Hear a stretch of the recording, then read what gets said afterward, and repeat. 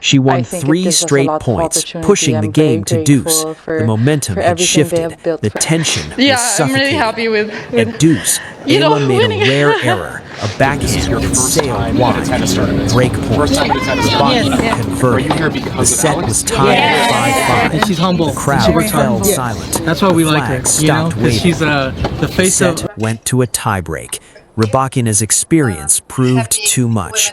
She took the breaker. The Filipinos is we have such a strong first sense set of was community. over. Rome, May 11th, 2026. Inside the legendary Foro Italico, the atmosphere felt bigger than a third-round tennis match. Thousands pack into center court, expecting to watch another routine victory from Elena Rybakina, the world number 2 and one of the most feared players on tour. On paper, this was supposed to be straightforward. A rising young player against an established superstar. Experience against youth. Power against promise.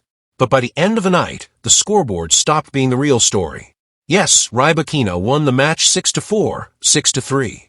Officially, it goes into the record books as a straight sets victory. But inside that stadium, nobody reacted like they had just watched a routine win.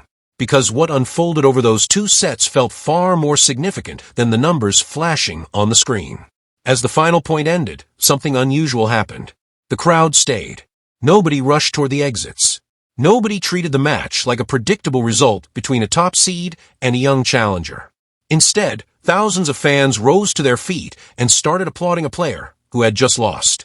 The Philippine flags waving throughout the stadium were still in the air. The chants did not disappear with the handshake at the net. If anything, they became louder. Laban Alex. Laban Alex. The sound rolled through the stadium walls and echoed across the marble statues surrounding the historic Roman venue. It felt less like fans reacting to a defeat and more like they were witnessing the arrival of someone important. And standing at center court was Eala, only 20 years old, smiling through obvious emotion, racket raised toward the crowd after pushing one of the best players in the world far harder than anyone expected. That moment mattered, because this was not simply about losing respectfully to a top-ranked opponent. It was about proving she belonged on the same stage. Coming into the Italian Open, Eala was already building momentum. She had fought through difficult matches earlier in the tournament and produced the best clay court run of her young career. But facing Rybakina represented an entirely different level of challenge. This is a player with Grand Slam titles, elite power, and one of the most dominant serves in women's tennis. Many expected the match to end quickly. Instead, Eala forced the crowd to pay attention from the opening games. The rallies were competitive. The energy stayed tense. Long exchanges pushed Rybakina into uncomfortable moments she usually avoids against lower-ranked opponents. Even when the world number 2 gained control, Eala refused to disappear mentally. That resilience changed the mood in the stadium. Fans could see the difference immediately. This did not look like a young player overwhelmed by the moment. It looked like a future contender, learning in real time how close she already was to the elite level. And honestly, that is why the reaction afterward became so emotional. Tennis crowds know the difference between someone surviving a match and someone announcing themselves to the sport. Rome recognized it instantly. Eala's movement on clay looked sharper. Her confidence under pressure looked stronger. Her willingness to stay patient in rallies against one of the biggest hitters in tennis showed clear growth from where she was even a year earlier. The scoreline said defeat, but the crowd responded like they had watched a breakthrough. That is rare in tennis. Usually, fans reserve those moments for champions lifting trophies or veterans making emotional farewells. But here was a 20-year-old Filipina leaving the court after a loss and still receiving one of the loudest ovations of the tournament. Because people sensed something bigger happening. For years, women's tennis has searched for the next wave of young stars capable of connecting emotionally with crowds while also carrying genuine competitive upside. Eala suddenly looked like part of that conversation. Not because she beat Rybakina, but because she showed the mental toughness, composure, and shot-making ability necessary to eventually challenge players at that level consistently. And the setting made it feel even more cinematic. The Foro Italico is one of the most historic venues in tennis. Marble statues, ancient architecture, loud European crowds that can instantly sense drama when they see it. Under those Roman lights, with chants echoing through the stadium long after the match ended, Eala did not walk off looking defeated. She walked off looking like someone whose career had just entered a completely different chapter.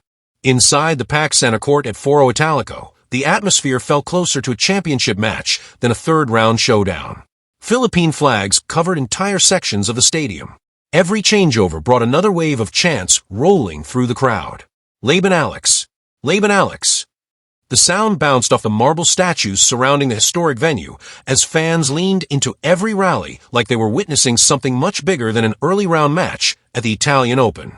And honestly, by that point in the tournament, Alex Eala had already become one of the stories of the entire week. She was not supposed to be there. Not against the world number 2. Not on one of the biggest clay stages in tennis. But round by round, she kept changing the conversation.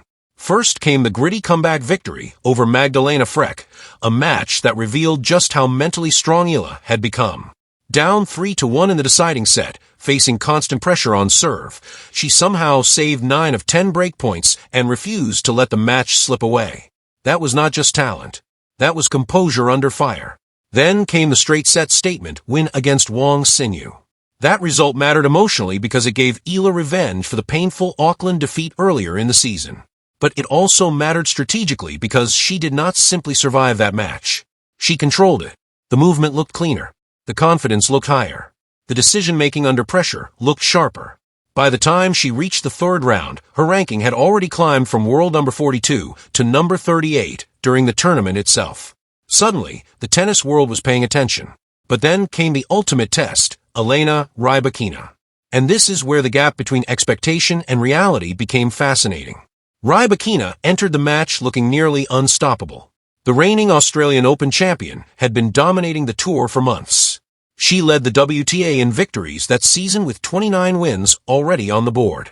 Her serve was one of the most feared weapons in women's tennis. Her ground strokes were flat, explosive, and brutally accurate. Even her movement on clay looked effortless despite her power-heavy style. Most analysts expected a quick match. Oddsmakers heavily favored the world number 2. Everything pointed toward a routine victory. But Eala clearly did not arrive in Rome planning to play the role of overwhelmed underdog. From the very beginning, she matched Rybakina's aggression shot for shot. That is what shocked people inside the stadium. The rallies were not one-sided. The young Filipina stepped into returns, redirected pace confidently, and attacked short balls without hesitation. She played like someone who believed she belonged there. And statistically, the first set proved just how high the level really was. Eala blasted 13 winners in the opening set alone, her highest total in a single set all season. Against most opponents, that level of clean hitting probably wins the set comfortably. The problem was that Rybakina responded with 17 winners of her own, showing exactly why she sits near the top of the sport. But the key detail was not the numbers. It was the attitude. Eala never looked intimidated by the occasion. That matters enormously when young players face elite opponents for the first time on a major stage. Many talented prospects become passive against top-ranked players. They stop trusting their shots. They start reacting instead of dictating.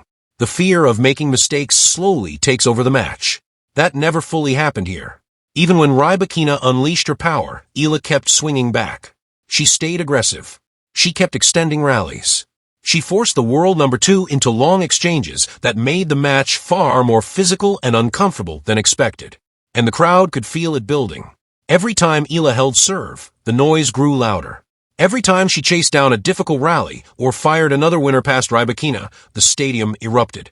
The fans were not cheering politely anymore. They genuinely believed they were watching a player announce herself to the sport in real time.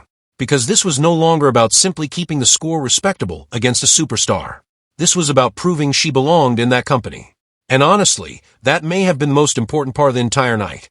The scoreline eventually favored Rybakina, but the emotional energy inside the stadium kept leaning toward Eala because people recognized what they were seeing. A young player growing faster than expected. A competitor discovering she could trade blows with one of the best players on earth. That realization changes careers. Once players stop hoping to compete and start believing they can challenge elite opponents, the ceiling suddenly rises much higher. And under the Roman lights, with chants echoing across the Foro Italico long after points ended, it felt like Alex Eala crossed that line.